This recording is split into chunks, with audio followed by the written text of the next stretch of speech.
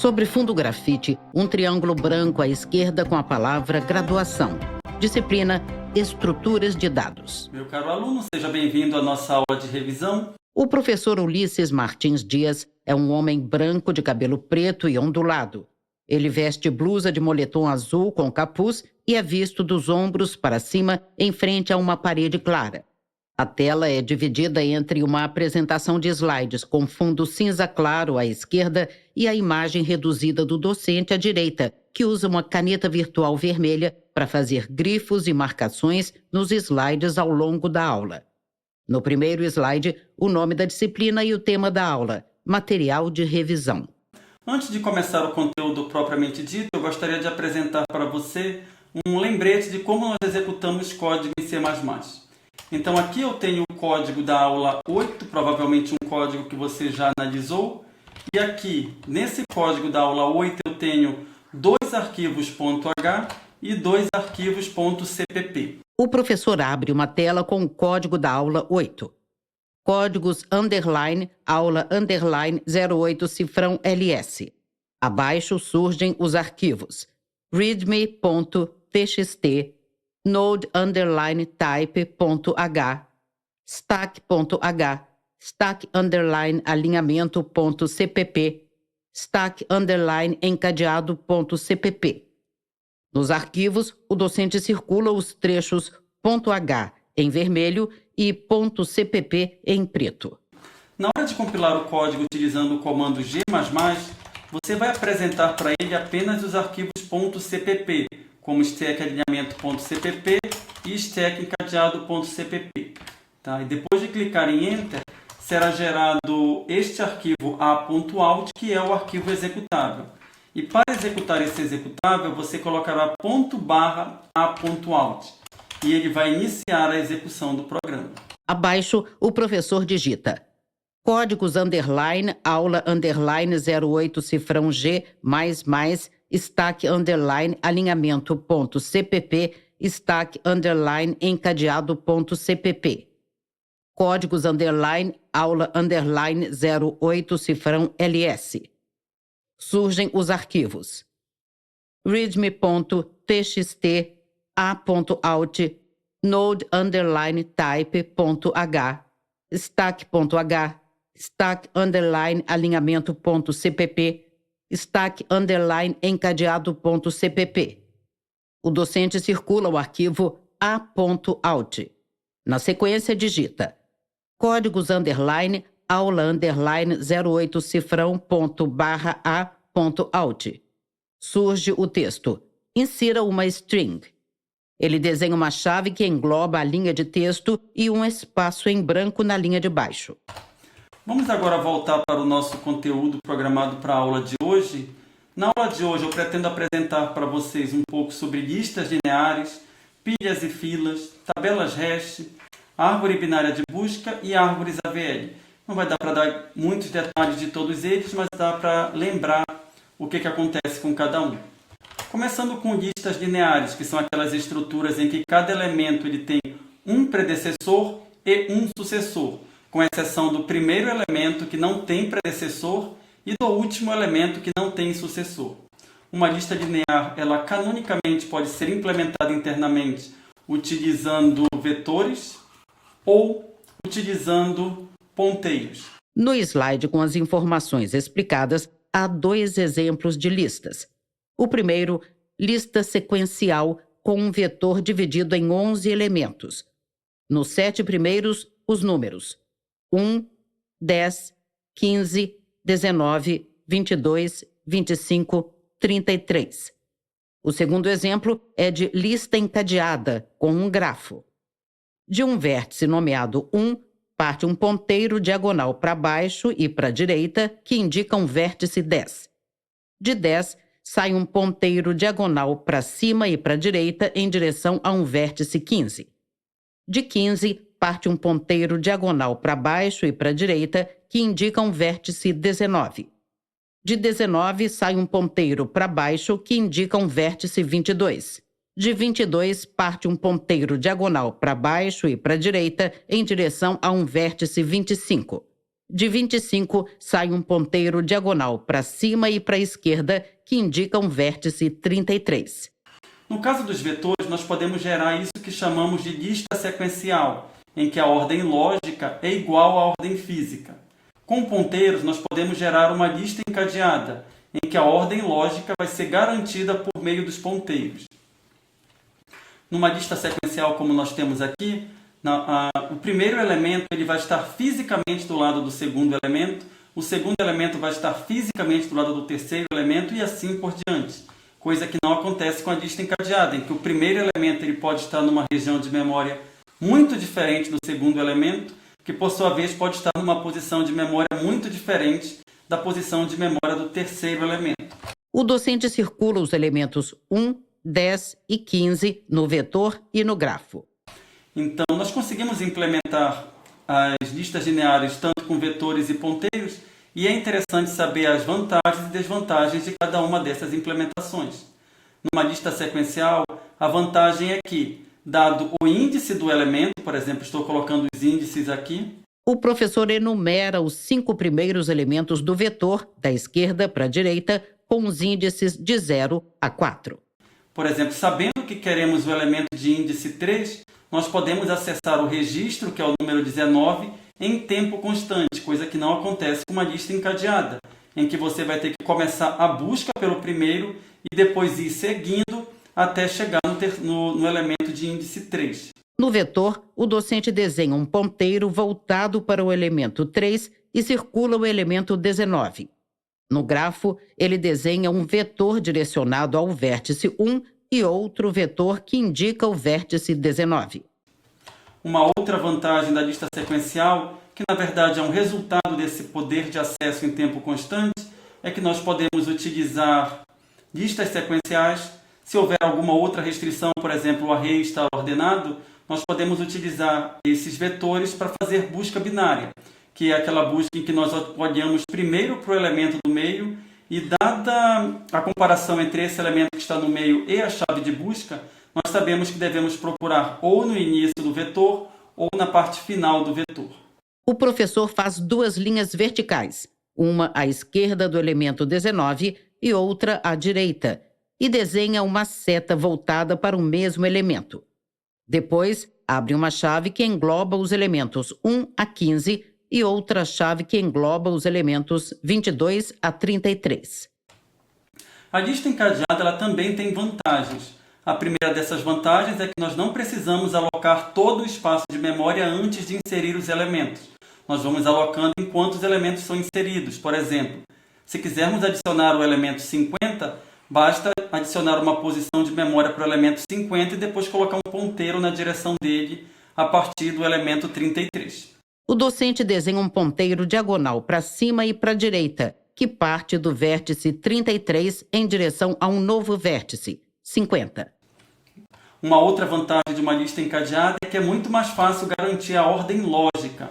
Por exemplo, se eu quero remover o elemento 10, basta desalocar essa memória e fazer o elemento 1 apontar para o elemento 15, coisa que eu não poderia fazer, por exemplo, nesse vetor, em que para remover o elemento 10, eu teria provavelmente que fazer um deslocamento desses outros elementos para não deixar um buraco aqui no meu vetor ordenado.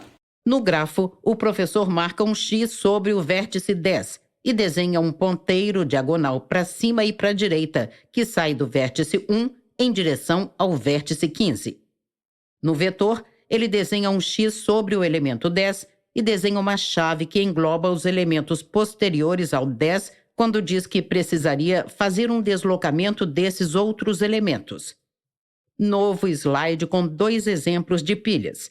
No primeiro, um ponteiro curvo nomeado head aponta para um vértice 32. De 32 parte um ponteiro para a direita que indica um vértice 25. De 25 sai um ponteiro para a direita que indica um vértice 44. De 44 parte um ponteiro para a direita que indica um vértice 51. De 51 parte um ponteiro para a direita que indica o último vértice, 11. No segundo exemplo, um vetor com índices de 0 a 10. Nos índices de 0 a 4, há os respectivos elementos: 11, 51, 44, 25, 32. Abaixo do vetor, a palavra head, com um ponteiro voltado para o índice 4. Vamos falar agora sobre pilhas. A pilha é aquela estrutura de dados em que o primeiro elemento a entrar tem que ser o último elemento a sair. Aqui nós temos a mesma pilha, pensando de uma maneira lógica, representada como uma lista encadeada e representada aqui embaixo como um vetor. O docente desenha uma chave que engloba os dois exemplos. Depois, indica, respectivamente, o primeiro e o segundo exemplo e desenha um asterisco à esquerda de cada um. Ele circula a palavra head na lista encadeada.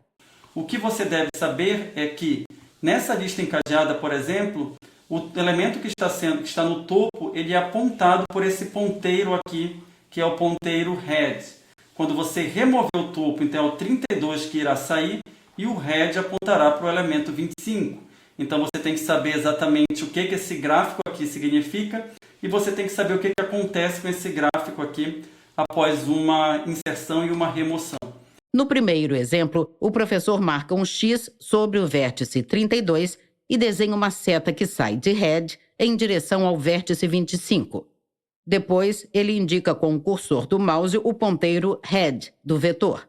No caso do vetor aqui embaixo, nós temos um índice aqui, um inteiro, apontando para o elemento número 4, digamos, nessa implementação. E isso aqui indica que o 32 é o topo da pilha. Se você quiser inserir um novo elemento, basta fazer esse índice aqui apontar para o elemento número 5 e colocar o elemento aqui que você quer inserir. O docente destaca o índice 4 e o elemento 32. Ele desenha um ponteiro que parte de head e indica o índice 5. Para o mesmo índice, ele escreve o elemento 50. É bom não confundir, porque muita gente confunde, os alunos confundem, achando que o elemento que está no topo da pilha é o elemento 0. Isso não é verdade. O elemento que está no topo da pilha é o elemento mais à direita nessa nossa implementação vista em sala de aula. O professor circula, respectivamente, o índice 0 com o elemento 11 e o índice 4 com o elemento 32. Novo slide intitulado Filas, com 3 exemplos. No primeiro, uma fila encadeada. Um ponteiro nomeado front aponta para um vértice 11. De 11, sai um ponteiro para a direita que indica um vértice 51. De 51, parte um ponteiro para a direita em direção a um vértice 44. De 44, sai um ponteiro para a direita que indica um vértice 25. De 25, parte um ponteiro para a direita em direção a um vértice 32. Um ponteiro nomeado back aponta para o vértice 32. Abaixo, 2 vetores com índices que vão de 0 a 10. No primeiro, os índices 0, 1 e 2 estão vazios. Do índice 3 ao 7 estão, respectivamente, os elementos 11, 51, 44, 25 e 32. Os índices 8, 9 e 10 estão vazios. Um ponteiro nomeado front indica o índice 3 e um ponteiro nomeado back aponta para o índice 7. No segundo vetor, do índice 0 ao 2 estão, respectivamente, os elementos 44, 25 e 32. Os índices de 3 a 8 estão vazios. Nos índices 9 e 10 estão, respectivamente, os elementos 11 e 51.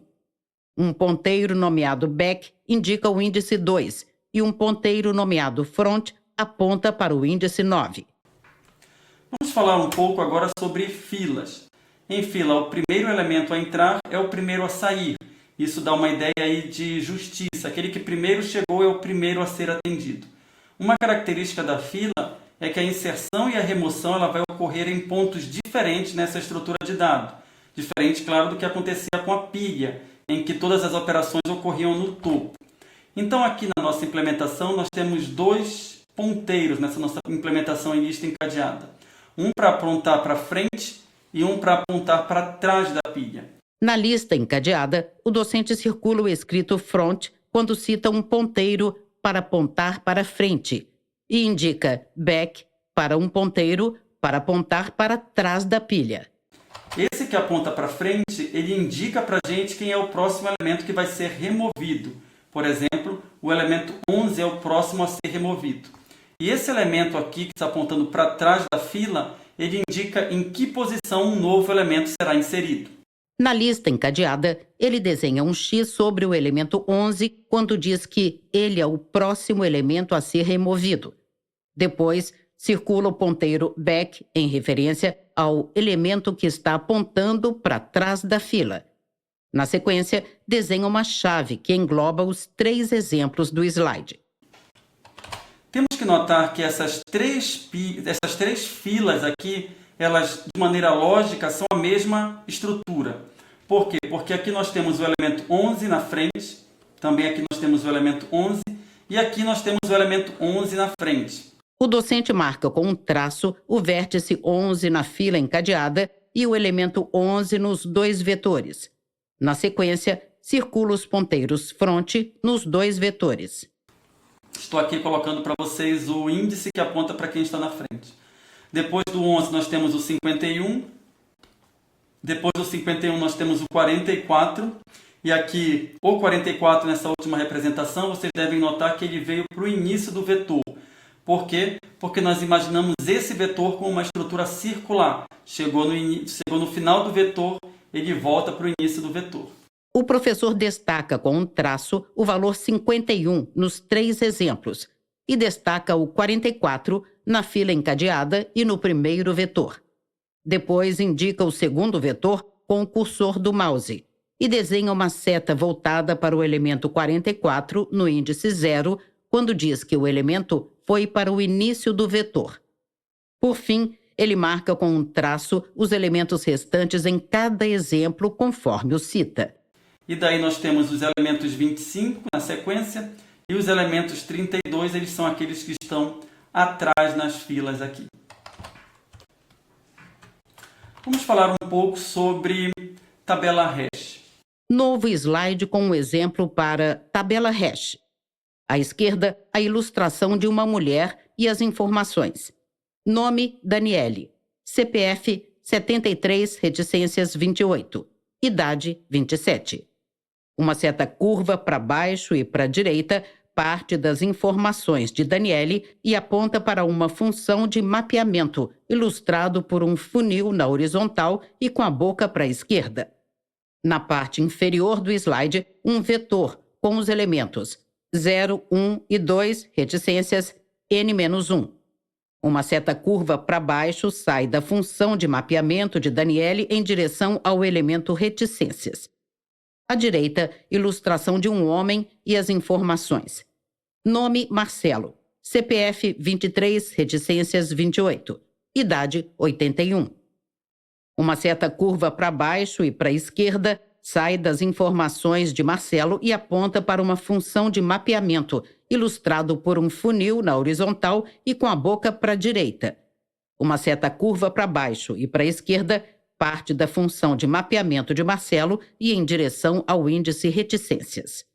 Nessa tabela hash, vamos assumir que nós queremos colocar dentro da tabela registros de pessoas. Então aqui eu tenho essa pessoa, que é a Daniele, ela tem esse CPF e ela tem essa idade.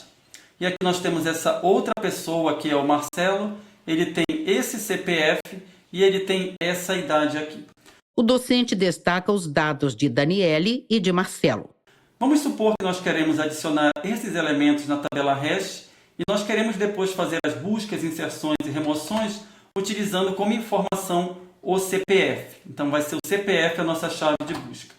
Uma coisa que nós podemos imaginar é, se nós tivéssemos um vetor gigante com espaço suficiente para colocar todas as chaves possíveis, ou seja, todos os CPFs possíveis, esse vetor ele teria que ter tamanho de 10 elevado a 9. Por quê? Porque um CPF ele tem 11 números, entretanto, 2 desses números são números de validação. Então, basicamente, são os 9 primeiros números que contam.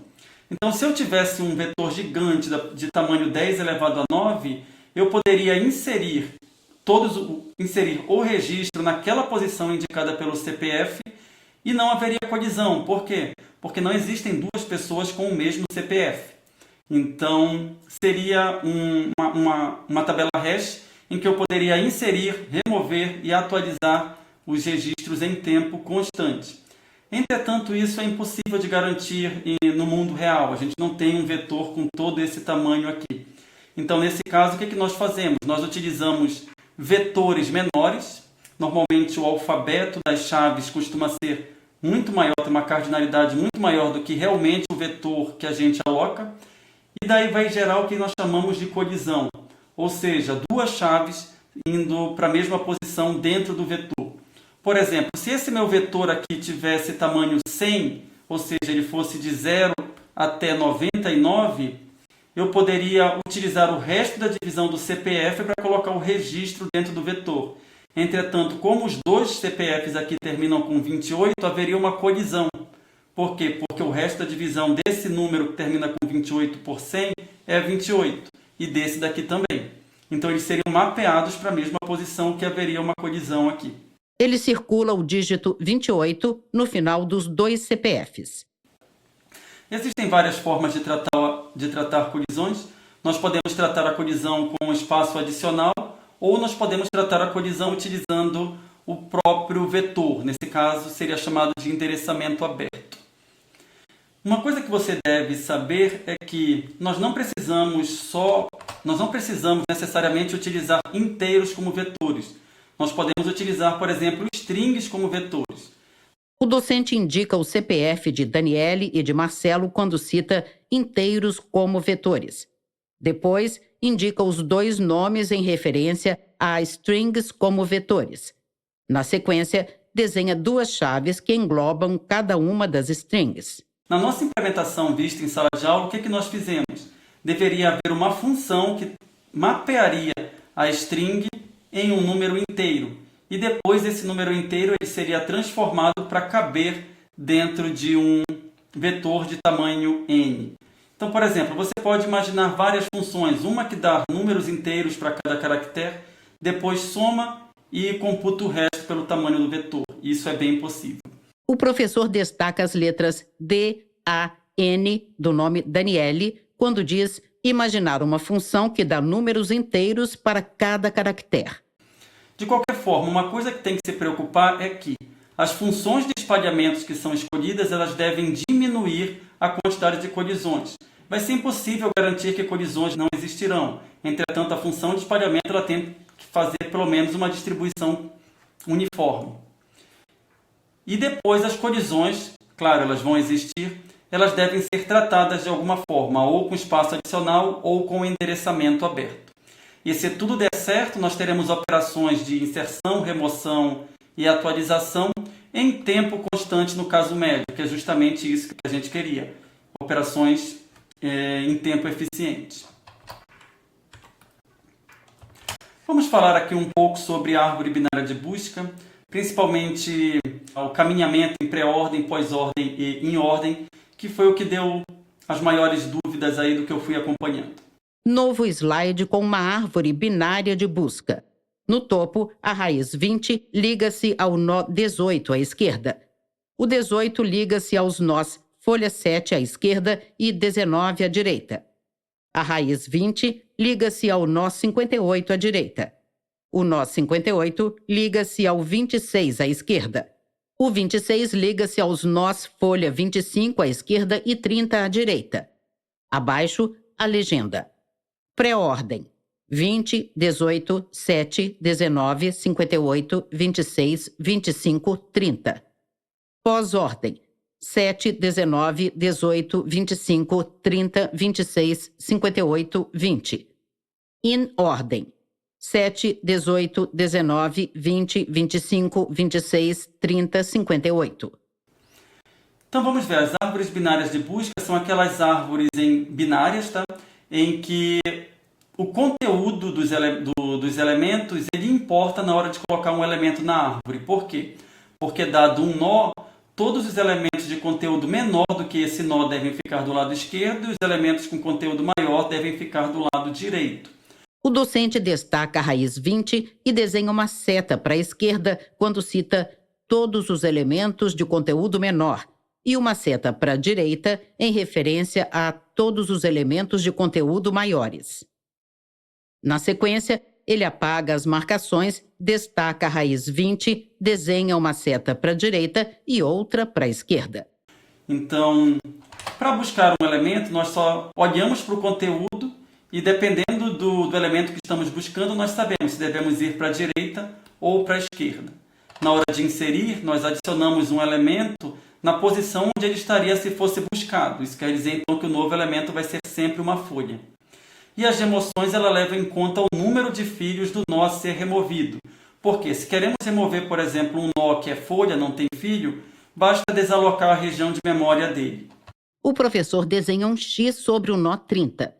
Na sequência, risca o mesmo nó e o ponteiro que o liga ao nó 26. Se queremos remover um nó, por exemplo, vamos tirar o elemento 30, e depois de tirar o elemento 30 eu quero tirar o 26, então ele vai ter apenas um filho, já que o 30 já saiu. Ao tirar o 26, o que é que eu tenho que fazer? Eu tenho que desalocar a memória e reajustar esse ponteiro, ou seja, eu coloco o filho dele no lugar dele. O docente desenha um X sobre o nó 26 quando diz que precisa desalocar a memória e faz um traço que liga o nó 58 ao 25 para reajustar esse ponteiro. Ele faz um X sobre o nó 20. Se eu quero remover um nó que tem dois filhos, por exemplo, 20, pelo algoritmo que nós aprendemos em sala de aula, nós iríamos substituir ele pelo sucessor lógico. Quem é o sucessor lógico? É o elemento mais à esquerda da árvore à direita. O professor engloba em um círculo os elementos 58, 26, 25 e 30, na subárvore à direita da raiz 20. Depois, circula o nó folha 25. Essa é a subárvore da direita e o elemento mais à esquerda da subárvore da direita é o elemento 25. Então, nós tiraríamos o 20 daqui e colocaríamos o 25 no lugar dele, removendo posteriormente o 25 dessa posição. O docente desenha um X sobre o nó 20 e escreve 25 acima. Depois, faz um X sobre o nó 25 na subárvore da direita quando diz que remove o 25 dessa posição. A seguir, ele desenha uma chave que engloba as listas pré-ordem, pós-ordem e em ordem. Uma coisa que você precisa saber em árvores binárias de busca são os percursos. Existem basicamente, ou melhor, de maneira canônica, 3 percursos que são percurso em pré-ordem, pós-ordem e em ordem. Sempre o percurso ele vai começar do nó raiz. Ele desenha uma seta voltada para a raiz 20. O percurso em pré-ordem vai ser aquele percurso em que, ao chegar em um determinado nó, nós visitamos aquele nó, depois visitamos a árvore da esquerda e depois a árvore da direita. Então vamos assumir que nós vamos visitar essa árvore aqui como um todo. Vamos começar do elemento 20. Como estamos em pré-ordem, nós visitamos o elemento 20. Então coloco o elemento 20 aqui. Depois sigo para a esquerda. Quando chego na esquerda, agora eu tenho que olhar para essa árvore aqui. E eu visito o elemento 18 e sigo para a esquerda. Ao seguir para a esquerda, eu chego nessa árvore e visito o elemento 7. Depois de visitar o elemento 7, eu volto para o 18 aqui. E aqui no 18, como eu já visitei tanto o nó quanto a esquerda, eu tenho que visitar a direita, aparecendo 19 aqui. O docente circula a árvore inteira. Depois, circula a raiz 20 e o elemento 20 na lista pré-ordem. Ele engloba em um círculo os elementos 18, 7 e 19 na subárvore da esquerda e circula o nó 18 na árvore e o elemento 18 na lista pré-ordem, o nó 7 na árvore e o elemento 7 na lista pré-ordem. Ele desenha uma seta que parte do nó folha 7 e aponta para o nó 18. Circula o nó 19 na árvore e o elemento 19 na lista pré-ordem. Na sequência, desenha uma seta que sai do nó 18 e aponta para a raiz 20. Daí eu volto para essa árvore roteada no 20. Como eu já visitei a esquerda e o nó, eu vou para o lado direito, visitando agora o 58. Na verdade, visitando toda essa árvore aqui a começar do 58. E assim por diante. Esse é o caminhamento em pré-ordem. O professor circula a subárvore da direita, depois circula o nó 58 e apaga todas as marcações. O caminhamento em pós-ordem ele faz o contrário. Eu chego numa determinada árvore, por exemplo, a árvore como um todo, aqui no nó raiz, eu não visito esse nó raiz. eu vou primeiro para a árvore da esquerda. Então agora eu olho para essa árvore aqui, roteada no 18. Como é pós-ordem, eu não visito ainda esse nó. Eu vou para a árvore da esquerda e aí visito o nó 7. Depois de visitar o nó 7, eu volto aqui para o nó 18. Já coloquei o 7 aqui. E daí eu não visito ainda o nó 18. Por quê? Porque é pós-ordem. Eu visito o nó depois de visitar a esquerda e a direita. E daí eu visito o 19. Então, depois de visitar o 19, eu sei, eu já visitei a minha árvore da esquerda, já visitei a minha árvore da direita. Está aqui o 19, tá? Já visitei a minha árvore da esquerda, já visitei a minha árvore da direita. Aí sim eu visito o 18. Na lista pós-ordem, o docente circula o elemento 7. Depois circula a árvore inteira. Desenha uma seta direcionada à raiz 20 e circula a subárvore da esquerda. Ele circula o nó 7 e indica o elemento 7 na lista pós-ordem. Depois, desenha uma seta que sai do nó 7 em direção ao nó 18. Depois de visitar esse 18, eu volto aqui para essa árvore maior, que está roteada no 20. Entretanto, eu não visito o 20. Por quê? Porque é um percurso em pós-ordem. Eu visito a esquerda e depois a direita. Então, eu sigo para essa árvore aqui. O professor desenha uma seta que sai do nó 18 e aponta para o 20. Na sequência, circula a subárvore da direita quando diz: então eu sigo para essa árvore aqui. Chegando nessa árvore, eu não visito o 58. Por quê? Porque eu tenho que visitar a árvore da esquerda, roteada no 26. Daí eu não visito o 26. Por quê? Porque eu tenho que chegar no 25. Como o 25 é folha, eu sei que eu já posso visitar o 25. E depois eu volto para o 26. Como é pós-ordem, eu tenho que visitar a direita antes de visitar o nó. Então, eu visito o 30 antes de visitar o 26. O docente engloba em um círculo os elementos 26, 25 e 30 em referência a visitar a árvore da esquerda. Depois, circula o nó 25 na árvore e o elemento 25 na lista pós-ordem. Ele desenha uma seta que sai do nó 25 e aponta para o 26. Circula o nó 30 na árvore e o elemento 30 na lista pós-ordem. Como eu já visitei a esquerda e a direita, agora eu posso visitar o 26. Aqui eu volto depois para o 58. Como não tem ninguém do lado direito, então eu posso visitar o 58. E daí eu volto para o 20. Como eu visitei já a árvore da esquerda e a árvore da direita, aqui eu já posso visitar o 20. O professor circula o elemento 26 na lista pós-ordem. Depois, desenha uma seta que sai do nó 26 e aponta para o nó 58 e marca o elemento 58 na mesma lista. Ele indica o nó 20 com o cursor do mouse e circula o elemento 20 na lista pós-ordem. Na sequência, apaga as marcações, circula a árvore inteira e desenha uma seta voltada para a raiz 20. No em ordem, eu começo de novo com essa árvore aqui, olhando para o nó raiz. Como eu tenho que visitar no em ordem a esquerda antes de visitar o nó, então eu olho aqui para essa árvore da esquerda. E olho agora para o elemento 18. Como ele tem filho à esquerda, que é o 7, então eu sei que eu tenho que visitar o 7 antes. E o 7 é folha, então eu coloco ele já aqui que ele foi visitado. Depois eu volto para o 18. E como a gente está no percurso em ordem, eu visito o 18, já que eu tenho que visitar a esquerda, depois o nó e depois a direita. Então eu visitei o 7, depois o 18, que é o nó, e depois eu sigo para a árvore da direita, que é aqui o 19. O docente circula a subárvore da esquerda e desenha uma seta direcionada ao nó 18. Depois, circula o nó 7 na árvore e o elemento 7 na lista em ordem quando diz: coloco ele já aqui, que ele foi visitado. Ele desenha uma seta que sai do nó 7 e aponta para o 18, circula o nó 18 na árvore e o elemento 18 na mesma lista. Faz também uma seta que parte do nó 18 e aponta para o 19, e circula o nó 19. Na sequência, circula o elemento 19 na mesma lista. Ele circula novamente a subárvore da esquerda. Daí eu já visitei essa árvore completamente. Como eu já visitei essa árvore completamente, eu volto para o 20. E aqui no 20 eu sei, olha, eu já visitei a subárvore da esquerda, então eu já posso visitar o 20. Já que no percurso em ordem eu visito a esquerda e depois o nó. E daí eu sigo para a árvore da direita.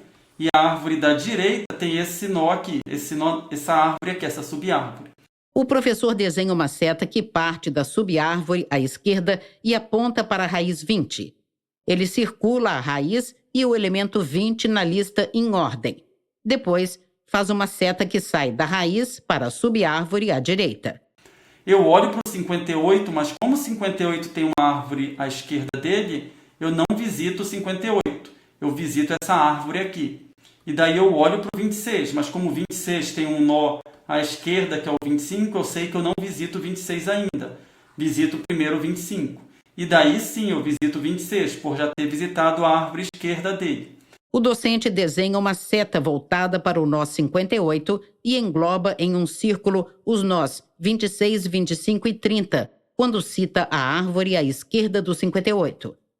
Ele faz uma seta direcionada ao nó 26, circula o nó 25 na árvore e o elemento 25 na lista em ordem e destaca o elemento 26 na mesma lista.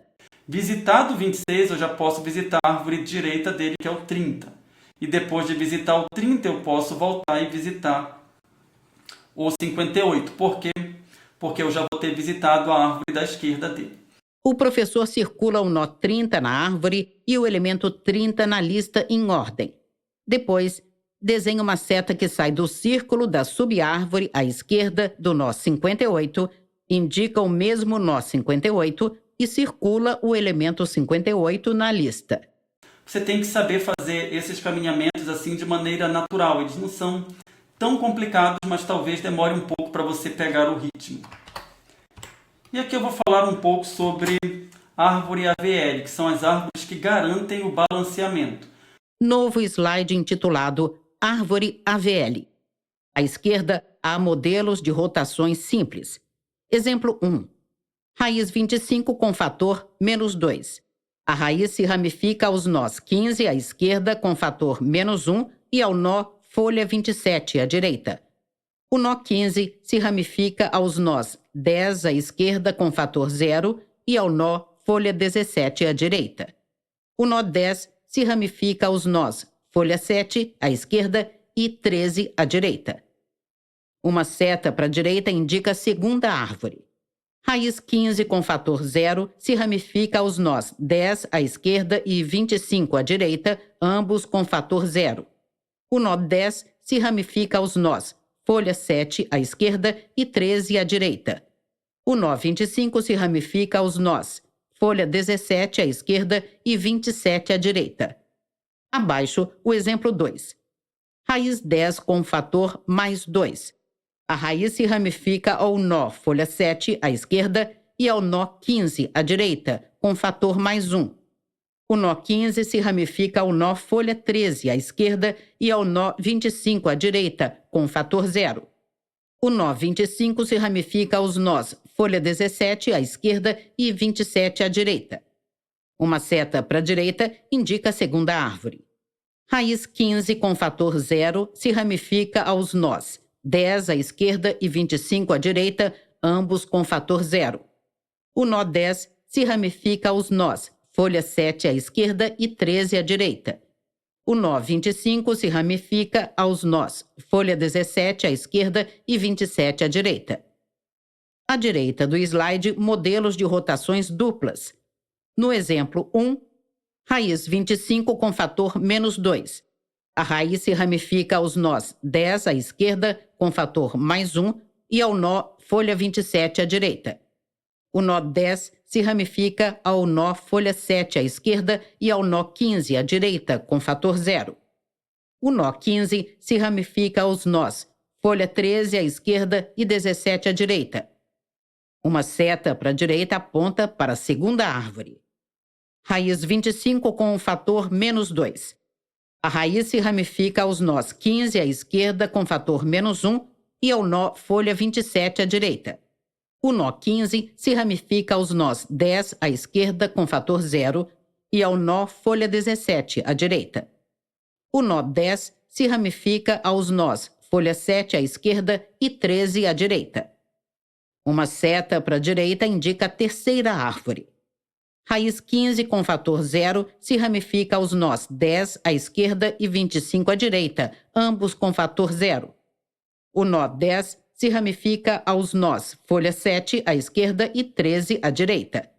O nó 25 se ramifica aos nós folha 17 à esquerda e 27 à direita.